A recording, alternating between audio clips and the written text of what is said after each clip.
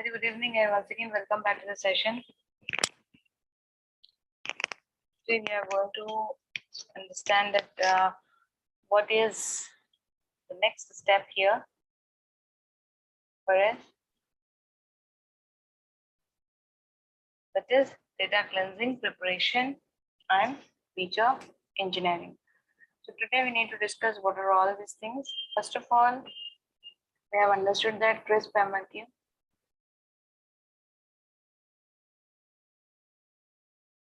It is a 6-stage process. You have to understand the business problem. You have to use maximize and minimize.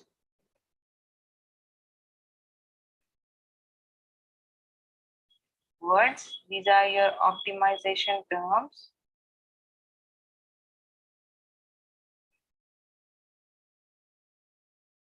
Okay, then we have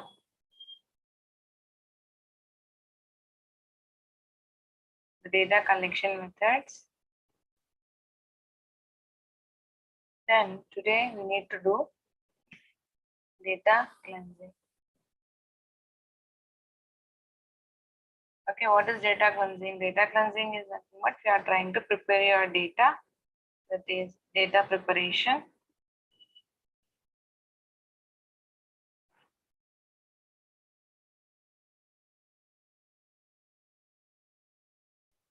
This data preparation, you are doing your EDA because not all the data what is required is important for analysis. Then you will do a kind of feature engineering. So what is it which is important here is when we are trying to work on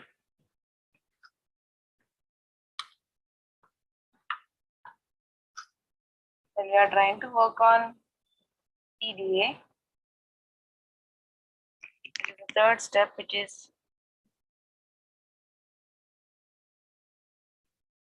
exploratory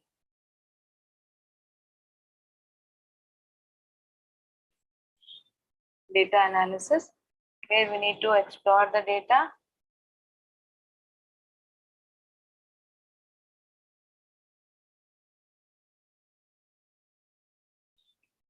Okay, we need to explore the data and understand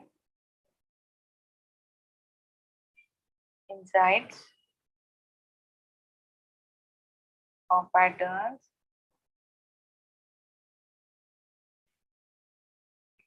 in the data. So what is that you are doing here? Once we try to do this, what it is actually. Suppose I have a sales data set or I have advertising data set.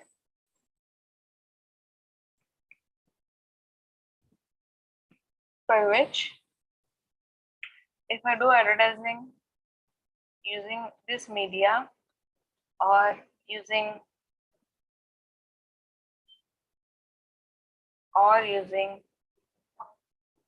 television, how are the sales happening? Okay, how are the sales happening? So when you do through newspaper or through radio or through television, what the sales happening? Let me show you how the data set looks like.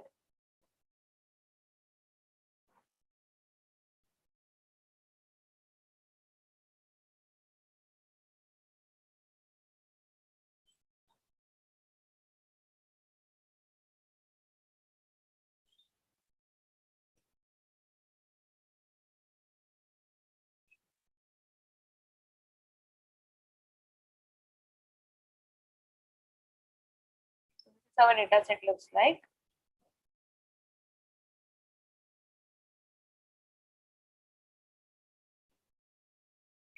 Okay, when we are trying to do the sales, how are the sales happening here? Okay, so what is that you have to do? Sales data reduction. Different modes are there here. Okay, so if at all I want to do some analysis on this, okay, we need to understand the data first. So the process here is when we are trying to do an advertisement,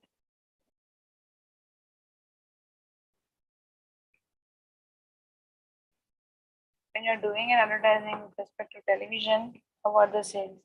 When you're doing with radio and using all these three modes, we are doing it. Yesterday we have seen that y should be continuous data, and if y is continuous,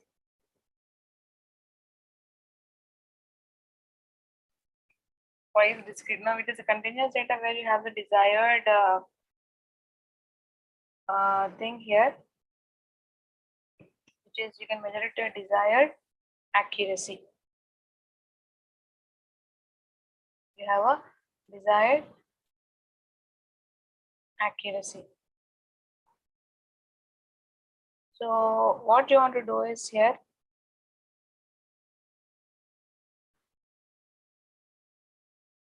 I would like to find out, do some kind of data analysis on this data, which is the first stage of analytics, which is descriptive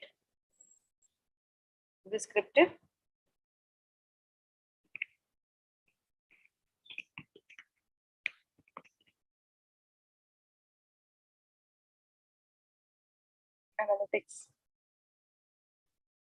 Okay, it is called as descriptive analytics. If I just ask this column to work on this column, I do want to know. Okay, I just want to know how are people reacting only to television, or what is the average number of sales people are preferring to watch television ads, right? How the people are trying to find out the television ads. So what is that we are doing here? So maybe it is an image or a video advertisement what we have here, but this data set is saying that I want to perform some kind of operations on top of this. So first and foremost thing is that we need to start our analysis using moments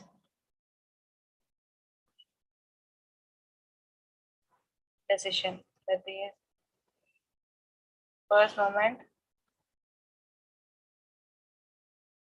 second moment, third moment, fourth moment. These are the decisions what you take by looking at the data set. So whatever might be the data set, these are the four things which comes under the first part here is exploring data. Doing EDA or analyzing starts from this only.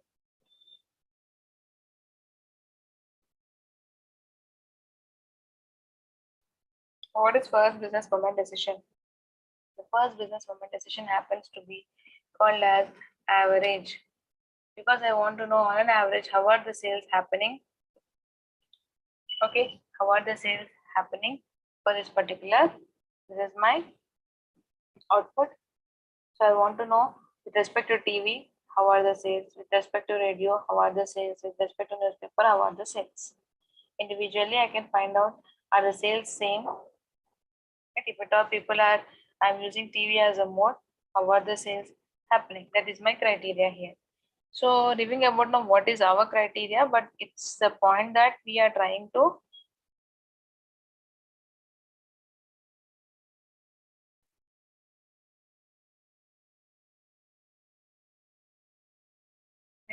find out things like, something called on an average, how are the sales happening with respect to this particular. So the point here is that how you have your data being observed, what things you have observed with respect to this data. Okay, what things you have observed. So on an average, how are the sales happening? On an average, how is the sale for this? So that the first thing you calculate here is called as mean. So how do you calculate here? Average of this. That's 147. This is for your TV column. Okay, this is for your TV column. So how do you calculate the average here? Average is nothing but you give the name as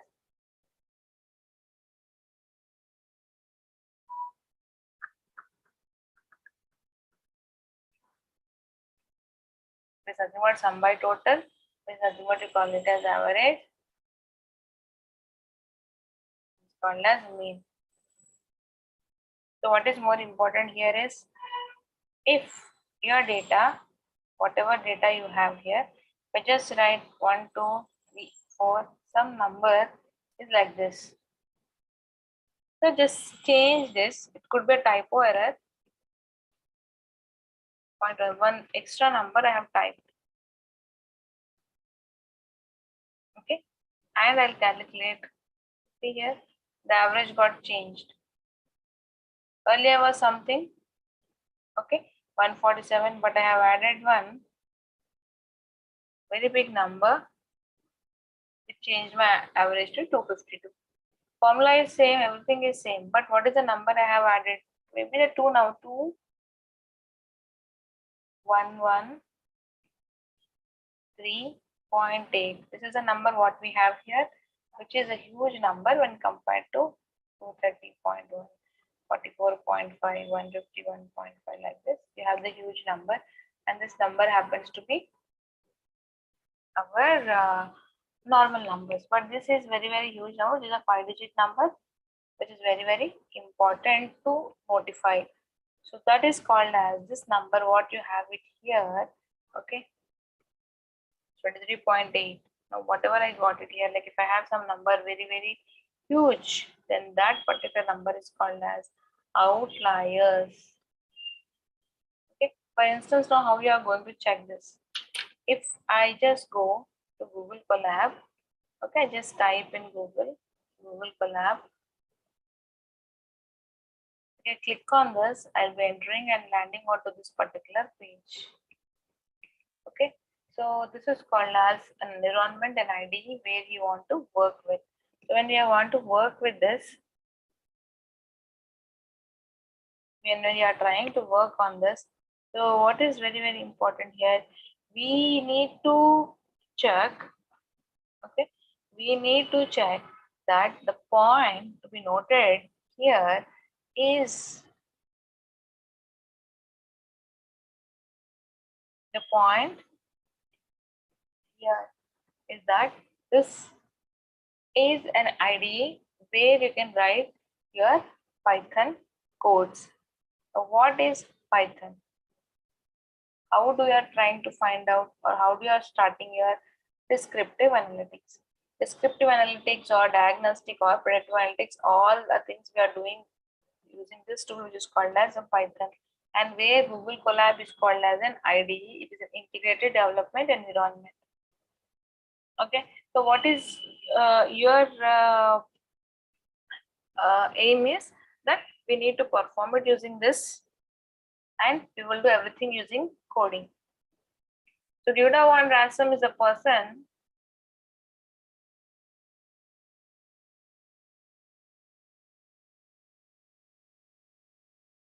Duda Van Ransom is a person who is behind the mastermind of this particular tool, and Python was taken from Monty Python Flying Circus, where he has picked the word Python and he have given this tool a name. It is not as dangerous as Anaconda or a Python. It is just a tool and language which you can just write the code using your English language. The same thing now what we have done here, each and every cell you are seeing, if I open a new notebook,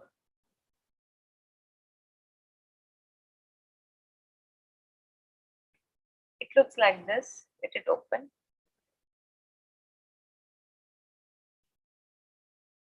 This is called as a cell, and if at all you want to add a text cell, okay.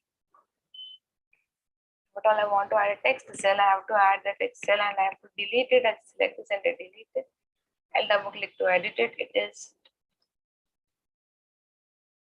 is earn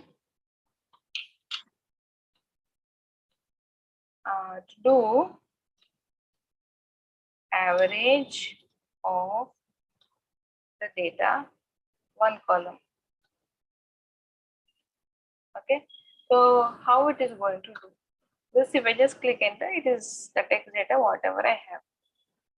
Okay, and top of this, now you can edit this, you can delete this, you can add a code cell, you can run it using this run button. Just click on this, it will give you a tick mark.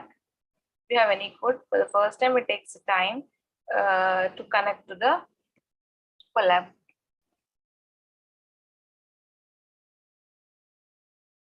Okay, first time it will connect to the Collab, and still running. So let me let it run. It will tick mark. The empty cell also will run without any errors. So why you want to add this here? Any code you want, you can add it. Anything you want to write in English, you can write it. So this will easily execute here. You have a checkpoint and you can save it in the drive. You can rename it. You can save a copy in your drive. You can download it. And here any Python file is, you have an extension of IPNB extension, Untitled 28 IPNB extension. This is going to help you for the same. And now what is it we need to do is we need to perform descriptive analytics. I want to edit it. I just click here, edit option. Okay, I would like to do a highlight it like this, and I will delete my, let's say,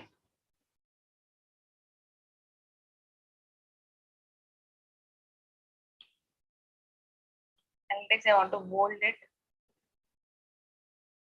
I want to bold it. Finish. This is how it is going to look. The descriptive analytics I'm going to do. Now here our Python has something called as packages, and these packages are 26,000 packages. Okay, these 26,000 packages have modules, okay, submodules, where they have functions inside the submodules. Okay, these are all predefined things. What generally, whatever you want to perform, these are predefined functions saved in modules. Whether you want to perform, now we have just seen how to perform an average, which is nothing but sum by total. You need not write this logic, this is readily available in one particular package. Like that, you have 26,000 packages, but when it comes to machine learning, here we will come across 20 packages or 25 packages, but out of which on daily basis we'll come across 5 to 6 packages. We need to by heart these 5 to 6 packages, because to perform descriptive, diagnostic, predictive analytics, we need these 5 to 6 packages, all the 20. But on daily basis, what descriptive we are doing, we need these 5 to 6 packages by default. So how we are going to do that? It is nothing but we have to pull the data set. Okay, and this is how you are going to import the data. Import your package. There are 5 packages, as I told you. First, we'll write pandas. There is one package which is called as numpy. There is another package which is called as seaborn, and you have matplotlib, and you have scipy. So these are the packages what you have. So these packages daily we want, but they are readily defined, they are readily available in our Python environment. Here you have them already installed. You need not install them. You don't have to worry about how to use them and all that. They are readily given to us. Only thing is what package, where you want to use, how you want to use it, that you have. So pandas is equal to PD. Okay, there is a nickname for every particular package. It is your wish. You want to give any nickname, you have to give. But what is the purpose of giving a nickname here? What is the purpose of giving the nickname? The nickname here is very, very important because every time now I want to perform average is nothing but mean. I should write like this: numpy dot. Okay, so where this numpy package is having all arithmetic operations.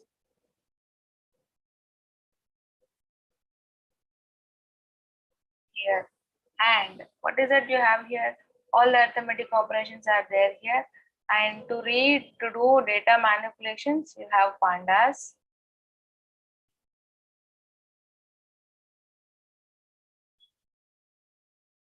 Okay, and for plots to visualize things here you have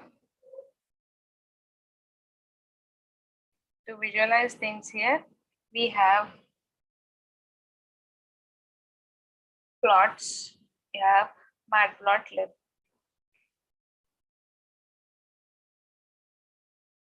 Okay, you have matplotlib.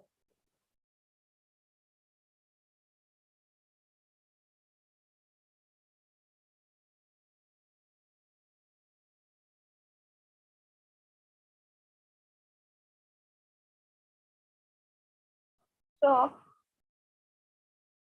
what is an appropriate predictor variable? We need to observe here.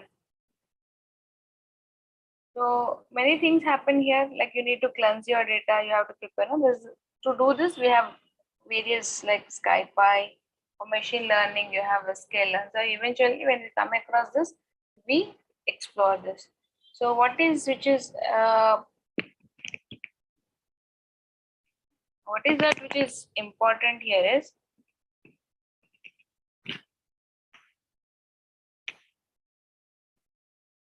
okay.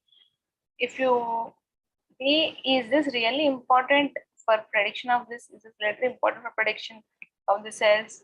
Can you use newspaper for predicting sales? Okay, which one is the most important media for predicting sales is what our aim is. So for that we need sklearn package. For prediction analytics, we want this one.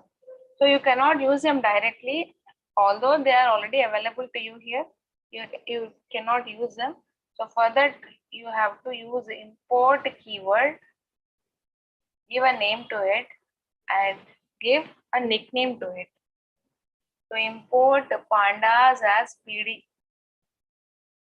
Okay, it's called as import pandas as PD. And you want to use any function, now numpy you give np, pandas you give PD, matplotlib you give plt, like that cbond you give sns. So normal observations are available, normal plots are available in matplotlib, but here you have advanced visualizations.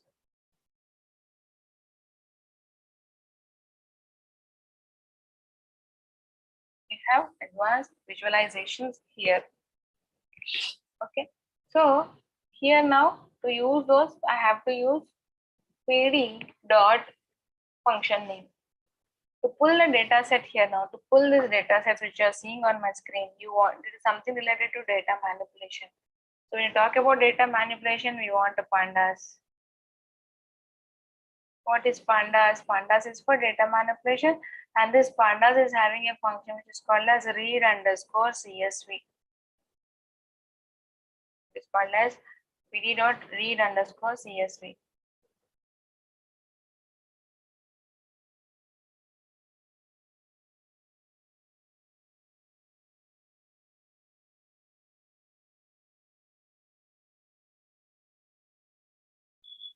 Okay, so now what should I do is I have to just click here.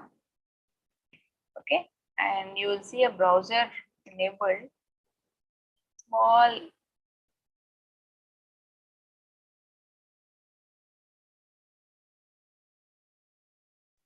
this tab is enabled for the browser, and you have a pop-up here. Okay, and you can directly pull the data into your Collab.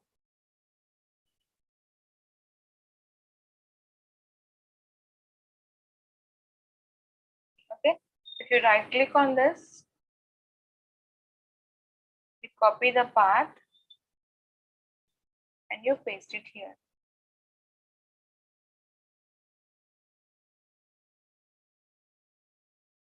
Okay, did not copy it. Copy the part,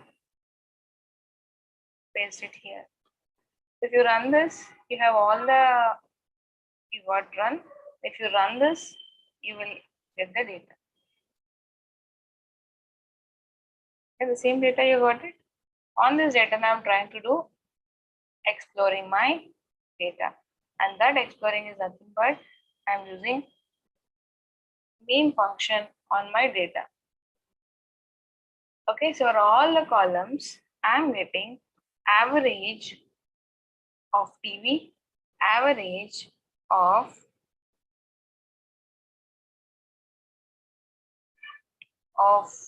the means the count of sales happening or relationship here with radio, newspaper, and we have the sales.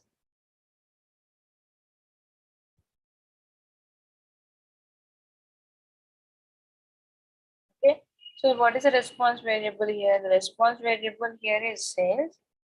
Okay, and the input is nothing but you have your TV, radio, newspaper, X1, X2, X3. Okay, so what is that you have to focus here is that if you observe on an average, TV is 147, very huge number. Okay, and the second thing is you are seeing that radio very less, newspaper also on an average is very, very less, right? But what happens if you have outliers, or if at all you have any kind of what you say is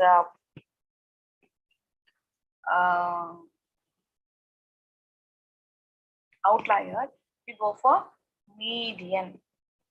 Okay, you go for median. So what is happening now? Then you do median of this. It is called as the ordered data. Okay, it is ordered data in the positive, in the increasing or decreasing order. Then you pick up the middle one, middlemost value of ordered data.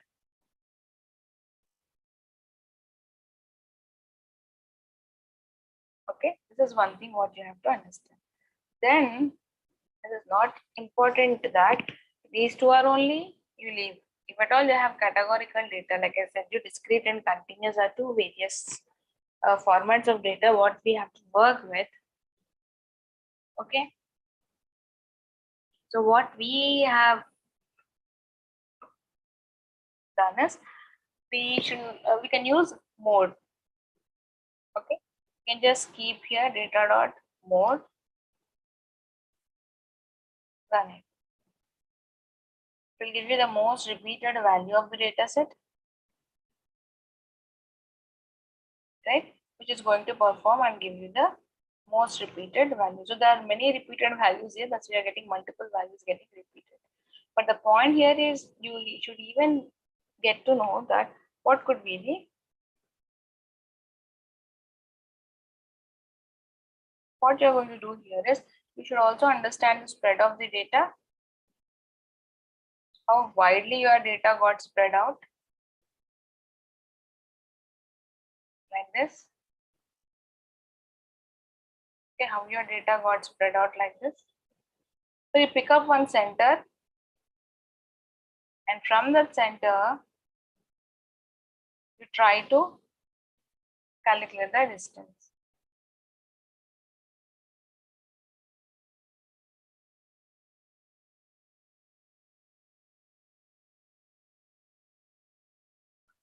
Okay, that is nothing but you call it as a standard deviation.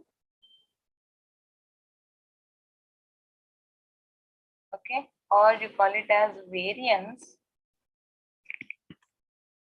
of the data. How is a variation of the data? Whatever you have worked with, what is a variation of the data? Okay, so to find out the variation. You just have to write data dot var. If you observe, there's a lot of variation for TV, right? Lot of variation is not observed on radio and newspaper. So variance is nothing but it is given by the formula x minus mu whole square by capital N. Okay, this is nothing but x is your data, mu is your average, N is your number of data points. So you could see some observation is there is some variation, but hopefully I feel that TV is something which is the best medium for taking the sales prediction of your ad. Okay. Number of people watching the ad and the sales are increasing if you are doing an advertisement via TV. Okay, then comes something called as normality test. What is this normal? When it is continuous data, it is very, very important for us that a data you plot, it should be a curve, which is a bell-shaped curve. This bell-shaped curve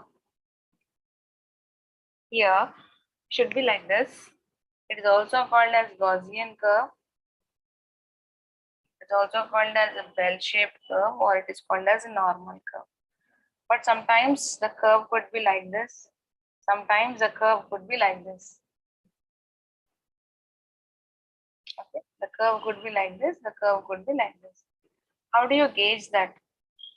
Okay, to quantify that there is no proper shape, calculate this. Data dot skew. Skewness. How much is the skewness? Which is giving us the skewness of the data. Okay, but if you plot the curve, it could be like this or it could be like this. This is wider, this is a very, very sharp. It is called as a positive kurtosis. This is called as a negative kurtosis, which is the fourth business moment decisions. These two, actually we look at the shape and we decide whether there is a skewness or not. How are the peaks, like on what day the sales are happening good, and it's totally negative. Means you are having a wider, means people are not focusing on one particular mode of checking the things here. So for that, you want to understand, you have to go and check the histogram. Histogram is nothing but a visualization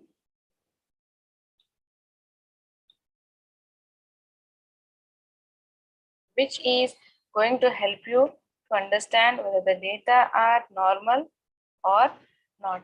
If the data are normal or not, visualizations play a very important role. Here you have univariate visualizations and you have bivariate visualizations.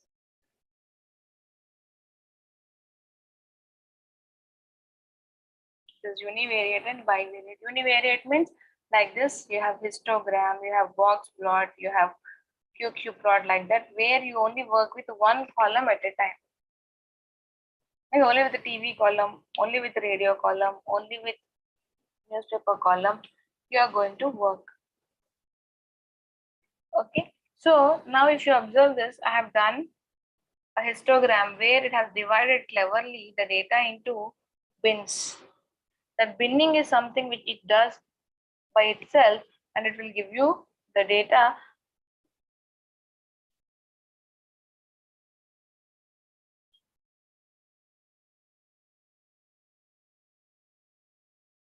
here, which is going to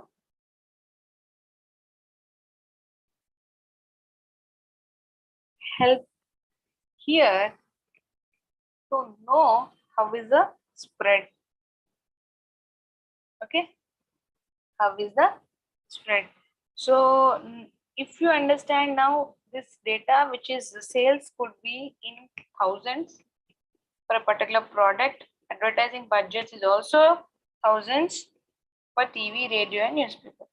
On the basis of this data, we have to suggest a marketing plan for the next year that will result in high product sales. So is there a relationship between advertising sales and the budget? This is a budget which is accommodated, more budget accommodated for television, more budget is accommodated for radio. And also what is that you have to do is, what you have to do when you want to do this, you have to check now how is this happening. Okay, so both are in thousands only, there's no flip side of this. It's good enough. And if you see here, this is a count. How many, what is the budget allotted? 0 to 25, 300. So the variation is still 300. See the radio data set, see here. This is called as, you are observing a kind of skewness. See here, they are wider peak like this. This can be understood only using this. And you have a plot which is called as a box plot, which is also a part of univariate plots, where it will observe the weird pattern outliers. Okay, this is a box region.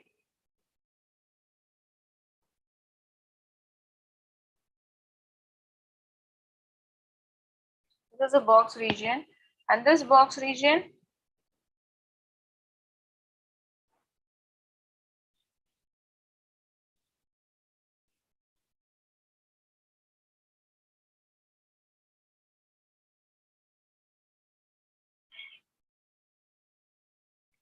think of something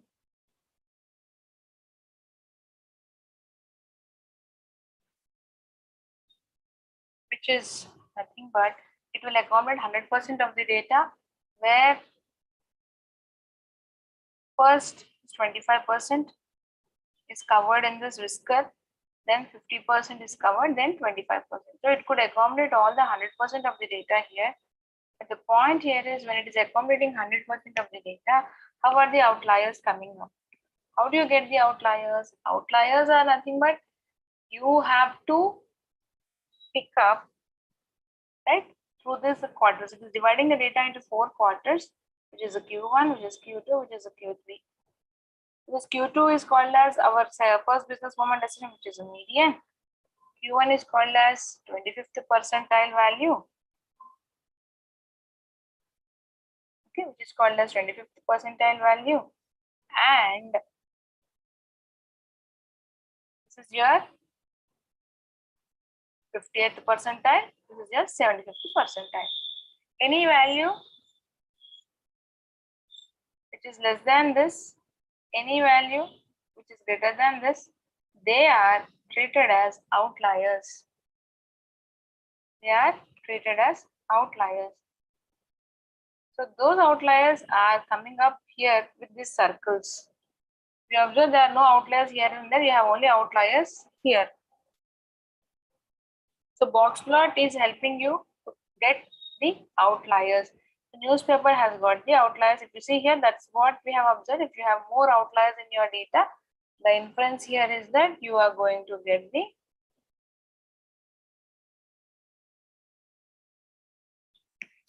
skewness.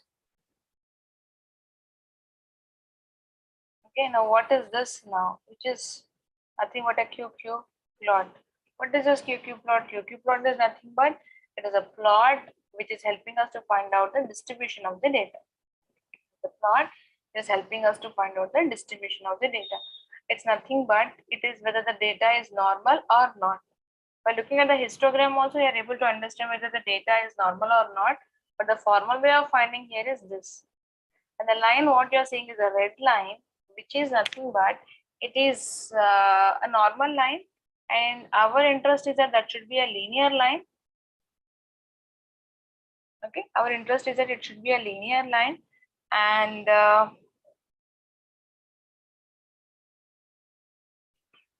most of the data points should fall on the line. Most of the data points should fall on the line. It should be a linear line. So none of the things are happening properly here.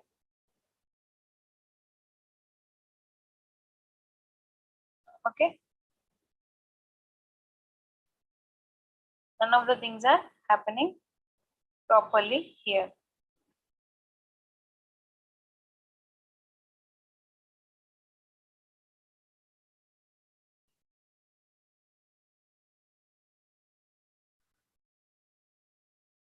So what we are going to do for this? we have to make and apply some transformations of our data, and these transformations are helping us to make your data normal, because your algorithms don't accept things that easily. If the data are not normal, you cannot move forward. The solution for this is a transformation. It is a step for preparation of your data. Then comes your data types. All the data types here are your float, right? Because you can see all our numbers as a float. You have decimal numbers, it is coming as decimal numbers as a float. Now, the most one more important point here is that we have to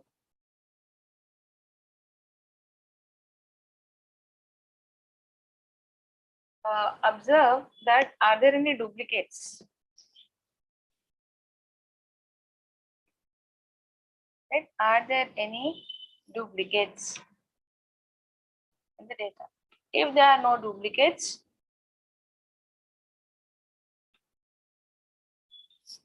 you can leave it. If you have duplicates, you can just find data.duplicated, sum of the duplicates. Then you have missingness. If the data, whatever you have collected, have some missing values in your data, that also should be addressed here. You check those missing values using NA. Is NA. Now, what is this extension you are doing here? What is this dot operator you are doing? Data is something which is loaded from your system to Collab. But on this data, you want to check are there any NA values or not. So what is that you do? You say data dot are there any NA values? You check. If there are any NA values, sum them up for each and every column and give me the answer. Okay, sum them up and give me the answer.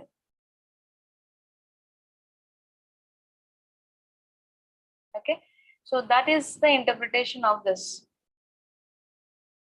That is the interpretation. So here we have 0, 0, 0. They are not there. There is something called as correlation coefficient also. Okay, we have something called as correlation coefficient. What is that? It is trying to find out the relationship between two entities, right? Whether the budget allocated for TV is affecting the sales, right? If the budget allocated for our radio, is it helping to predict sales? This newspaper helping to predict the sales. Better sales are happening if you have allocate more budget to newspaper or your radio or TV, which is having a very good relationship here with sales. How do you find out? This is called as correlation. Okay, you are doing it through a plot which is called as a matplotlib, or you can use it using a Seaborn. You use a dot function name. As if you just write PLT, it will not understand. It always wants to use a package name. The nickname for the package is SNS dot dataset name dot function name. Okay, so SNS dot heat map is a function. You are trying to find out the correlation and give me the heat map. That is my interpretation here. You want the annotations. Annotations are nothing but these. You want the relationship values. Make it as a true. This is the color combination what you are expecting to have in your plot. Okay, so this is, if you observe now, the diagonal line, TV to TV, radio to radio, newspaper to newspaper. But of all this, TV and sales are having very good correlation. Others, very, very less. It means that if at all you are spending more amount on radio, the budget allocated to radio, if it is not helping you to have good sales. You are spending some amount. For that, your sales are not happening to the up to the mark. Maybe that is not the right way. right mode of using that particular media to predict things or find out the things. So that this is one more way of doing the what you say as finding out the relationship using a pair plot. You can do, okay, you are seeing the data and the hue is sales. You are trying to find out the relationship. See, very light sales are 5, very dark 10, very dark is 25. Okay, very dark is 25. So what is which is important point here is you have to try to find out the relationship between two entities. Okay, the relationship between two entities here, and that is nothing but you are saying correlation coefficient. Now I just showed you these are the values. Okay, instead of this, now if I insert a code cell and I just say that data dot corr, let's see, is this going to give us the correlation? See here, this is a table. On this table, take this table and do a heat map is what I have given us syntax on the topper one. So if you see, these values are called as correlation coefficient values, which is denoted by small r. This is very important factor when it comes to few model buildings and your prediction is happening with a numeric number. So what you have to do, and you don't have any component of time here, like it's not day wise or not. This is the budget data. This is the sales happening. How many sales are happening for that particular product? Okay. So here, if you observe, right, TV and this is 0.9 means if you are having greater than 0.85, then it is having very good correlation. If it is less than 0.4, it is having worst. Means that input can be ignored. You see here, output is this. With the TV, it is good. With radio, it is worst. Here, it is worst. Only with TV, it is good. So, spend more amount only on TV, not on radio and newspapers. That is a conclusion we can draw. That is with respect to smaller. So, things what you have to check here is your data right skewed or not? It's a complete check for continuous data, whatever you are having. As a part of EDA or data preparation, whatever you're doing, this is called as doing a kind of a feature engineering for prediction of sales. Features are nothing but you call them as columns or you also call them as variables. Whatever variables you have picked, are they relevant for the prediction or not? You have to check that, which is nothing but you call it as feature engineering. Suppose for instance, now if TV is also not having very good relationship here, if this also happens to be 0.3 or something very less, these are the not right mode for predicting sales or to find out the sales. Maybe you are not going in the right channel, right way to find out the sales of one particular mode media here. Okay, that is one thing. So what all the things we have learned for the day is that you have to check first. You have to explore the data. You are exploring the data. In that you are calculating your mean, you are calculating your median, you are calculating your mode, and you have calculated skewness. Sorry, it is like standard deviation, which is nothing but square root of variance. Next is your variance. Okay, and here you have skewness and kurtosis. The kurtosis talks about like this. Now, how is a peak for our data? How is a peak? If you observe, all these are having wider peaks. All these are negative kurtosises only. None of the amount is having this anyway output. So this is your x-axis. This is your count. The shape tells that you don't have one particular amount spent. So if you are spending 150,000, okay, you are having the count is this much. Means 150,000 is spent this many number of times. You are spending 20,000 is the maximum number of amount being spent on television. This is the maximum amount being spent. This is the maximum amount being spent. This is a count. This is the frequency. This is your data.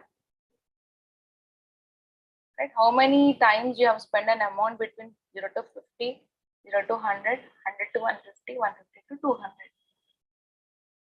Okay, this is how the interpretation goes. And then we have to see the cleansing part, which is nothing but check for the missing values. If you are doing missing values, you are starting, you are completing your imputation. Then if you have outlier treatment, you have to do outliers, you have to do treatment which is called as Winsorization.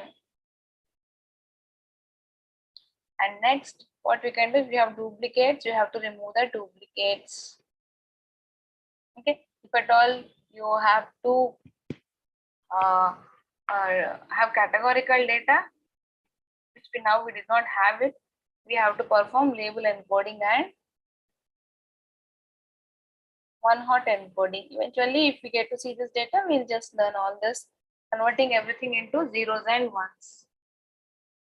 All the data, which is making them into an understandable format. This is how you have to work with your Google Collab in order to understand do EDA to understand the data, do the analysis here.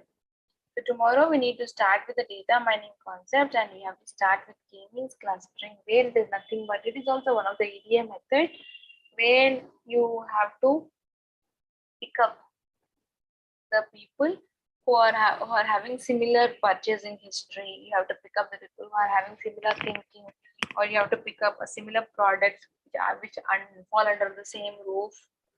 And all these things you need to check here. Okay, so thank you all for joining in.